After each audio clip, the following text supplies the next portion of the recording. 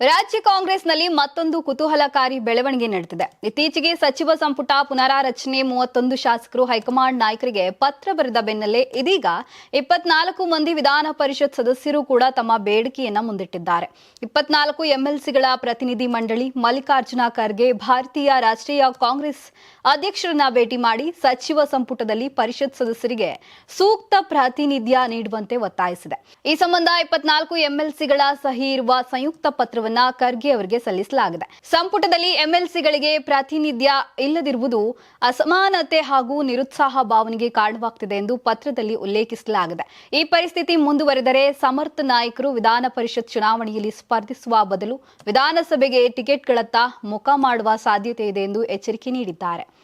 ಇದು ಪಕ್ಷದ ಒಳಗುಂಪು ರಾಜಕೀಯಕ್ಕೆ ಕಾರಣವಾಗಿ ಸಂಘಟನೆಯನ್ನ ದುರ್ಬಲಗೊಳಿಸಬಹುದು ಎಂಬ ಆತಂಕವನ್ನ ವ್ಯಕ್ತಪಡಿಸಿದ್ದಾರೆ. ಪರಿಷತ್ ಸದಸ್ಯರು ಪಕ್ಷದ ಸಂಘಟನೆ ಬಲಪಡಿಸುವಲ್ಲಿ ಮಹತ್ವದ ಪಾತ್ರ ವಹಿಸುತ್ತಿದ್ದಾರೆ ಎಂದು ಎಂಎಲ್ಸಿಗಳು ತಿಳಿಸಿದ್ದಾರೆ. ವಿಧಾನ ಪರಿಷತ್ತಿನ ಕನಿಷ್ಠ 5 ಸದಸ್ಯರನ್ನ ಸಚಿವ ಸಂಪುಟದಲ್ಲಿ ಸೇರಿಸಬೇಕು ಎಂದು ಎಂಎಲ್ಸಿಗಳು ಒತ್ತಾಯಿಸಿದ್ದಾರೆ.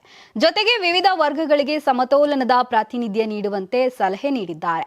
ಸ್ಥಳೀಯ ಸಂಸ್ಥೆಗಳ ಕ್ಷೇತ್ರದಿಂದ ಒಬ್ಬರು, ಪದವೀಧರ ಅಥವಾ ಶಿಕ್ಷಕರ ಕ್ಷೇತ್ರದಿಂದ ಒಬ್ಬರು, ಕೆಳಮನೆ ನಾಮನಿರ್ದೇಶಿತ ವರ್ಗದಿಂದ ಒಬ್ಬರು, ಹೀಗೆ ಸಚಿವ ಸಂಪುಟ ಪುನರಾರಚನೆ ಸಂದರ್ಭದಲ್ಲಿ ತಮ್ಮ ಬೇಡಿಕೆಯನ್ನ ಪರಿಗಣಿಸಬೇಕೆಂದು ಹೈಕಮಾಂಡ್ಗೆ ಮನವಿ ಮಾಡಿದ್ದಾರೆ.